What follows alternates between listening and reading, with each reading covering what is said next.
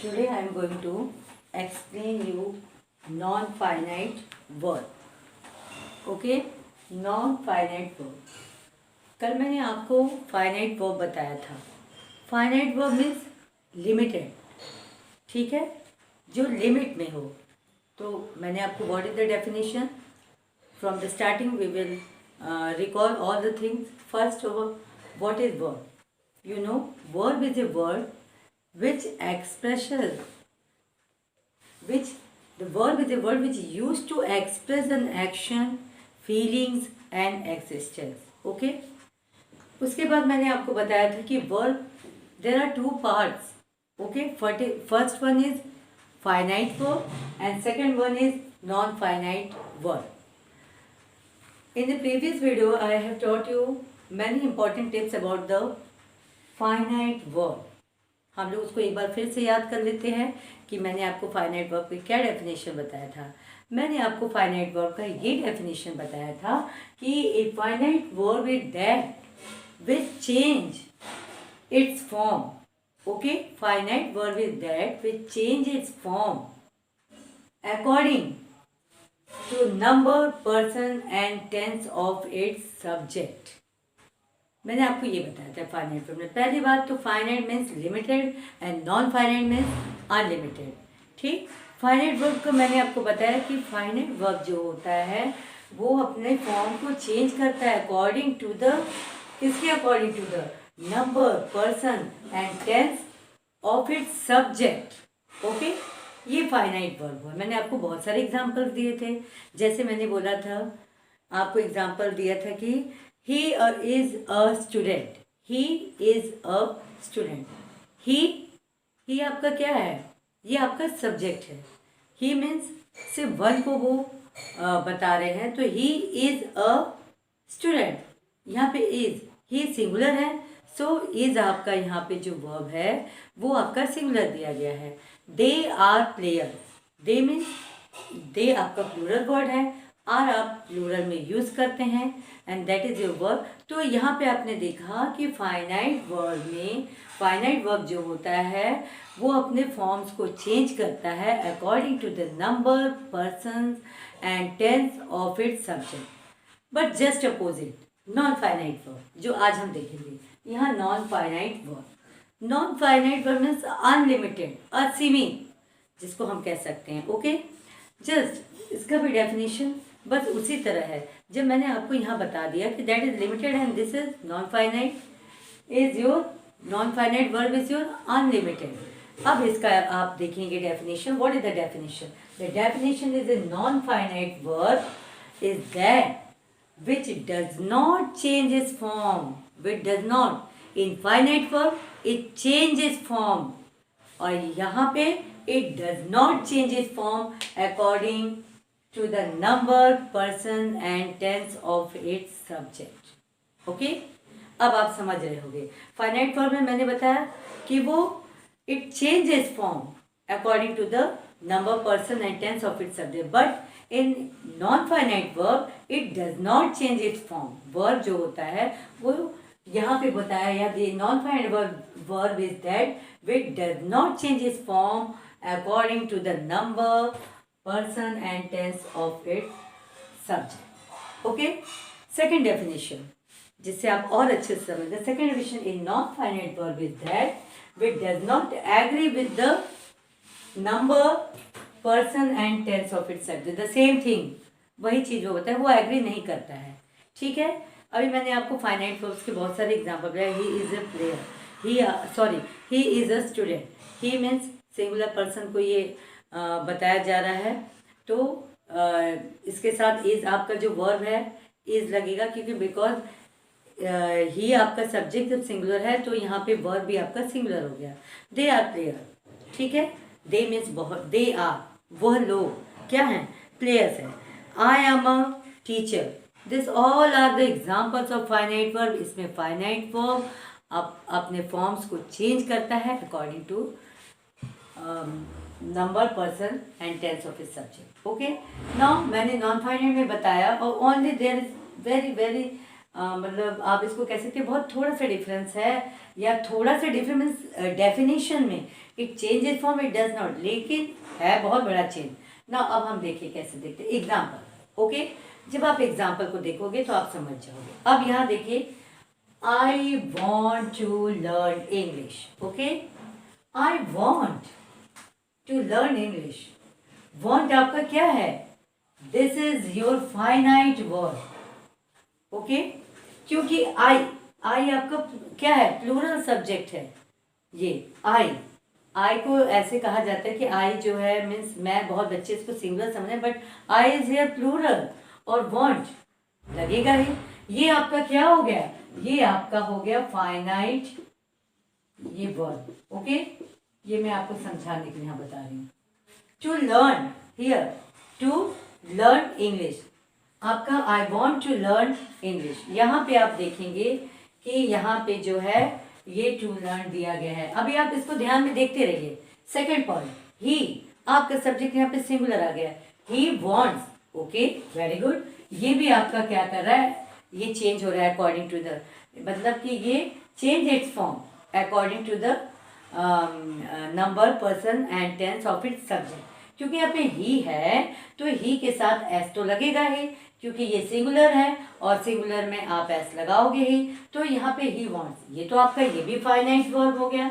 Okay, लेकिन यहाँ पे ये जो टू लर्न वही आ गया, तो ये भी आपका एक पॉइंट हो गया। ओके, थर्ड आप देखना है दे। वो दे मीन्स ये भी प्लूरल वर्ड है, तो दे वांट, ये देखिए ये भी आपका फाइनाइट वर्ब है। Okay, to learn English. अब आप ये सोचोगे कि ये तो फाइनाइट वर्ब है, लेकिन हम बात यहाँ पे क्या कर रहे हैं? नॉन फाइनाइट नंबर के। तो आपके ये जो तीनों वर्ड्स हैं ये नॉन फाइनाइट वर्ब हैं। ओके, ये नॉन फाइनाइट है, ये अनलिमिटेड है।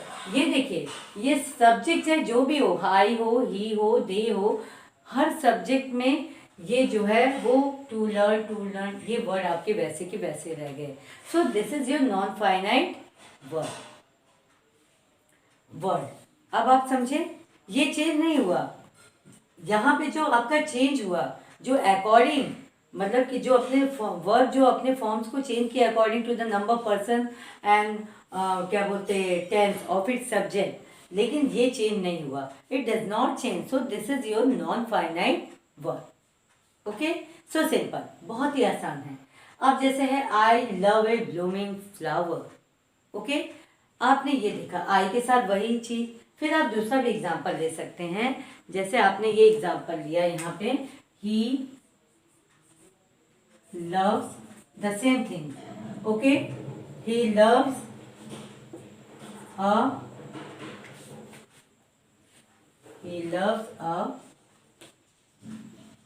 blooming flower. फिर आपने लिखा है यहाँ पे थर्ड में कि दे लव अ blooming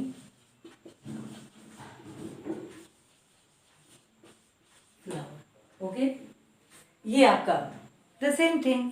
यहाँ पे देखिए आई के साथ ये तो आपका जो है, ये आपका जो है फॉर्म चेंज हो रहा है अकॉर्डिंग टू द उसको, तो ये आपका हो गया क्या? Finite verb.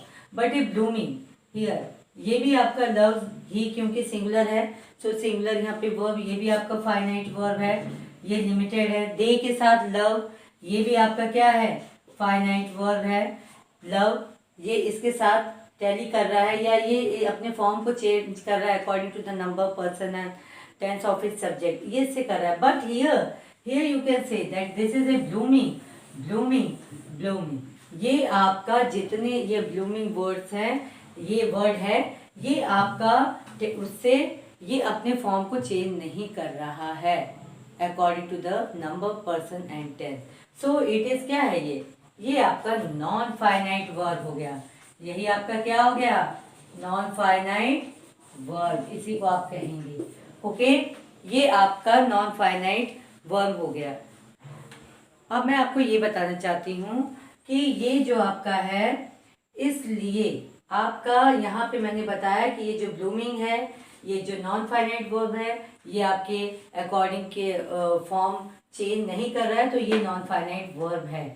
और इसको हम क्या करेंगे, ब्लूमिंग वर्ड आपका पार्टिसिपल वर्ड है, ये पार्टिसिपल। अब आप बोलोगे कि what is participle, okay, I will give that participle and gerund in your next video, but I am giving some clue here.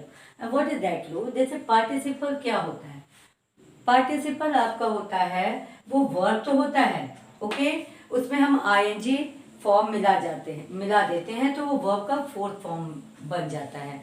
और अगर हम इसमें ed मिला दिए तो ये वर्ब का थर्ड फॉर्म में हो जाता है, जिसमें कि ये एडजेक्टिव का काम करता है। ये जो आपका पार्टिसिपल वर्ड हो गया, ये आपका एडजेक्टिव का यहाँ काम कर रहा है। मैंने यहाँ पे आपको कुछ क्लू दिए हैं, but I will give the ये मैं आपको समझाऊंगी कि कैसे आपका ये पार्टिसिपल है, ये पार्टिसिपल वर्ड कैसे है और आपके जीरेंड क्या होते हैं। तो first thing I want to say you that what is gerund. आपका जो जीरेंड होता है वर्ब, जब आप वर्ब में, ठीक है, आप यहाँ पे मैंने देखिए यहाँ पे आपको निशान बनाए हैं वर्ब जीरेंड एडजेक्टिव, यानी जो आपका वर्ब होता है जब आप उसमें आईएनजी जोड़ देते हैं तो वो आपका जीरेंड बन जाता है और वो वहां पे एडजेक्टिव का काम करता है, ओके। अब यहाँ पे आपने देखा वर्ब, ये जीरेंड में आपका होता क्या है, जीरेंड में आपका होता है कि जो वर्ब होता है, जो वर्ब वर्ड होता है वो एंड कर, जब वो मतलब एंड होता है वो आईएनजी से, वर्ब में आईएनजी लिख दिया जाता है और वो एंड होता है। वर्ब एंडिंग आईएनजी से हो या वर्ब फोर्थ फॉर्म जीरेंड से हो, ठीक है। तो यहाँ पे वर्ब जब भी आपका एंड होता है, वर्ब का जो सेंटेंस में जो वर्ब आपके लास्ट में जब वो एंड होता है उसमें हो और या आईएनजी लग जाता है, या आप उसको कह सकते हैं कि वर्ब का फोर्थ फॉर्म लग जाता है, तो दैट इज योर जीरेंड। वो आपका क्या हो जाता है, वो आपका जीरेंड हो जाता है। और उसी तरह पार्टिसिपल में भी वर्ब आईएनजी फॉर्म जब लगता है तो वर्ब का फोर्थ फॉर्म या फिर ईडी फॉर्म या ईडी आप लगाते हैं तो ये वर्ब का थर्ड फॉर्म। लेकिन इसमें ये कोई बाउंडेशन नहीं होता है कि ये लास्ट में एंड पे नहीं होता है, ये वर्ड आपके बीच में आ जाते हैं, ओके। काम तो ये एडजेक्टिव का दोनों कर सकते हैं, लेकिन जीरेंड और पार्टिसिपल में जब आप डिफरेंस करेंगे तो जो जीरेंड वर्ड होता है वो सेंटेंस के एकदम लास्ट में इसको वर्ब जो होता है एंडिंग करता है, जो वर्ब वर्ड होता है वो एंडिंग करता है आईएनजी से, और वो वर्ब का फोर्थ फॉर्म, या आप इसको कह सकते हैं वर्ब का वो फोर्थ फॉर्म हो जाता है, that is called your जीरेंड। But in participle इसमें आपका वर्ब में आईएनजी फॉर्म भी लग जाएगा, जीरेंड में सिर्फ आईएनजी लगता है, ओके। लेकिन पार्टिसिपल में आपका वर्ब में आईएनजी फॉर्म या उसको वर्ब का फोर्थ फॉर्म या ईडी फॉर्म, या आप ईडी भी लगा सकते हैं। अब आप कहोगे कि आईएनजी ईडी मैम तो बहुत कंफ्यूजन कर रही हैं, मैं आपको बताऊंगी, क्योंकि पार्टिसिपल 3 टाइप्स के होते हैं, okay. The first one is your present participle जिसमें कि आपका आईएनजी लगता है, पास्ट पार्टिसिपल जिसमें कि आपका ईडी लगता है, एंड परफेक्ट पार्टिसिपल जहाँ की हैव के बाद जो वर्ड लेके हम कुछ यूज करते हैं, ओके। तो ये या हैव परफेक्ट में लगता है। तो मैं ये चीज आपको अभी मैं इसको डीपली पढ़ाऊंगी, ये तो मैंने आपको क्लू दिया। जैसे मैंने ये बताया कि आप ये कहेंगे ब्लूमिंग, यहाँ पे ये क्या है, ये आपका पार्टिसिपल वर्ड हो गया, ब्लूमिंग ये पार्टिसिपल, लेकिन ये एंड में नहीं है, सेंटेंस के लास्ट में नहीं है। अगर ये लास्ट में वर्ब होता और उसमें आईएनजी लग जाता तो वो आपका जीरेंड हो जाता, लेकिन ये क्योंकि यहाँ पे है ये एडजेक्टिव का काम कर रहा है, और वो भी मतलब एडजेक्टिव उसमें भी होता है, लेकिन ये बीच में है आपका ये वर्ड, ओके। और ये वर्ब का यहाँ पे फोर्थ फॉर्म लग जा रहा है, तो ये आपका ये क्या हो गया, इसको ये पार्टिसिपल माना जाएगा, इसको पार्टिसिपल माना जाएगा। अब ये प्रेजेंट पार्टिसिपल हो या पास्ट पार्टिसिपल हो या आपका परफेक्ट हो, ये मैं आपको नेक्स्ट वीडियो में बताऊंगी कैसे आप यूज करेंगे। लेकिन एक छोटा सा क्लू मैं आपको देती हूँ, जब आईएनजी लग जाता है तो वो आपका प्रेजेंट हो जाता है, और जब ईडी लगता है तो आपका वो पास्ट हो जाता है, ओके। अब आप यहाँ पे देखिए, मैंने यहाँ लिखा है वर्ब पार्टिसिपल एडजेक्टिव, जो आपका वर्ब होता है जब हम उसमें आईएनजी और ईडी ऐड कर देते हैं तो उस समय ये वो क्या बन जाता है, पार्टिसिपल बन जाता है, ओके। और वो एडजेक्टिव का काम करता है, वो कहाँ क्या काम करता है वो वर्ड, और वही वर्ड एडजेक्टिव का। फॉर एग्जांपल जिसमें वर्ब आईएनजी फॉर्म, देखिए मैंने यहाँ पे क्लियर लिखा भी है आपको, फिर मैं आपको देखिए भाई बताऊंगी भी, जिसमें वर्ब आईएनजी फॉर्म वर्ब का फोर्थ फॉर्म या ईडी फॉर्म जो वर्ब का थर्ड फॉर्म कहलाता है में रहे वो शब्द, और वहाँ पे वो रहे और वो शब्द आपका एडजेक्टिव में काम करता रहे। ओके, एडजेक्टिव में। अब यहाँ पे आपका कौन सा फॉर्म लगा है आप खुद समझिए, जो फॉर्म लगा है और यहाँ पे ये एडजेक्टिव का ही वर्ड काम करे आपका। ओके, तो यहाँ पे आपका आईएनजी फॉर्म यानी वर्ब का फोर्थ फॉर्म लगा हुआ है और ये आपका क्या काम कर रहा है, एडजेक्टिव का काम कर रहा है, तो ये पार्टिसिपल माना जाएगा। ओके, ये पार्टिसिपल ही माना जाएगा, आईएनजी लगा है, सो इट इज। मैं आपको अभी प्रेजेंट पार्टिसिपल है ये कि पास्ट पार्टिसिपल है कि ये आपका परफेक्ट है, मैं ये आपको नेक्स्ट वीडियो में I will give you deeply. So one again I want to say something you here.